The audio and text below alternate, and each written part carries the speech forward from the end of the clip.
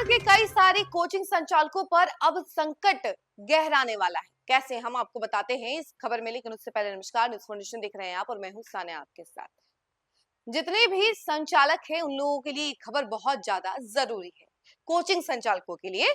और ये खबर इसलिए जरूरी है क्योंकि अगर आपने अभी तक आपका कोचिंग रजिस्टर नहीं करवाया है ऑनलाइन पोर्टल पर चाहे ऑफलाइन, तो फिर काफी बड़ी दिक्कत हो सकती है। और इस संकट में सिर्फ बाकी मतलब छोटे-मोटे ही कोचिंग संचालक नहीं है, बल्कि बड़े-बड़े कोचिंग संचालक भी है, जैसे कि खान सर, रोशन सर, कई सारे ऐसे कोचिंग संचालक हैं जो कि इसके रडार में आ चुके हैं। बात ये है कि कई सारे टीचर्स ने अभी तक रजिस्ट्रेशन ही नहीं करवाया है अपने कोचिंग का, जिसको लेकर के काफी ज्यादा दिक्कत होने वाली है। 5 महीने से ऑनलाइन पोर्टल बंद है, इसकी वजह से भी कई लोगों को परेशानी हो रही है, कई सारे संचालकों को परेशानी हो रही है।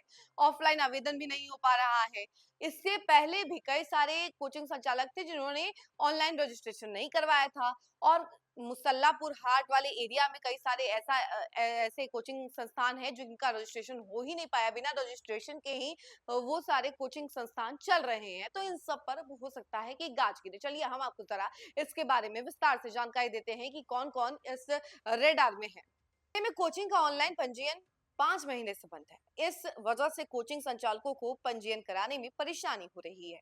जिला शिक्षा कार्यालय के अनुसार फरवरी 2025 में जिला प्रशासन द्वारा कोचिंग संचालकों को पंजीयन कराने के लिए पोर्टल लॉन्च किया था, जिसका नाम है https://pcr.bihar.gov.in।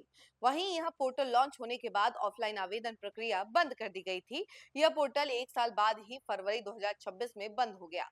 पोर्टल संचालित करने के लिए निजी एजेंसी को जिम्मेदारी दी गई थी। पोर्टल शुरू करने के लिए जिला पदाधिकारी को कई बार पत्र लिखा गया, लेकिन इसे शुरू नहीं किया गया। अब ऑफलाइन आवेदन भी बंद है। आवेदन करने वाले कोचिंग संचालन प्रतिदिन जिला शिक्षा कार्यालय का चक्कर लगा रहे हैं। जिला शिक्षा कार्यालय से प्राप्त आंकड़े के अनुसार जिले में अब तक कुल 529 पंजीकृत कोचिंग है।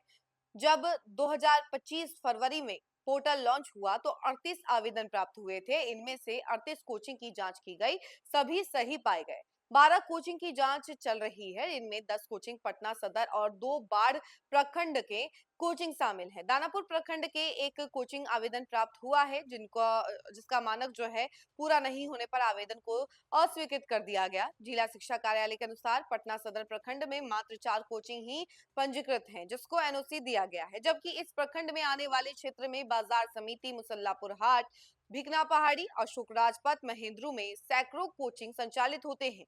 मुसल्लापुर हाट में स्थित खान सर कोचिंग पंजीयन के लिए आवेदन किया है। इसकी स्थल भी जांच हो गई है, लेकिन जिला शिक्षा कार्यालय की ओर से अभी एनओसी प्रदान नहीं किया गया है। वहीं मुसल्लापुर हाट में स्थित ज्ञान बिंदु कोचिंग पंजीकृत नहीं है। इस कोचिंग ने पंजीयन के लिए अब तक आवेदन ही नहीं दिया है। यह भी बताया जाता है कि बोरिंग रोड में स्थित खान सर कोचिंग के लिए आवेदन प्राप्त नहीं है।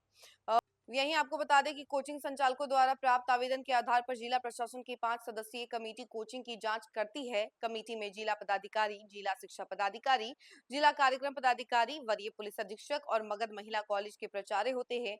इन सभी के रिपोर्ट के आधार पर फिर एसडीओ रिपोर्ट तैयार करते हैं और वह जिला शिक्षा कार्यालय को फाइनल रिपोर्ट सौंपा जाता है। अगर कोई बिना पंजीयन के कोचिंग संचालित करता है तो उस पर 1 लाख रुपए तक का दंड का नियम है।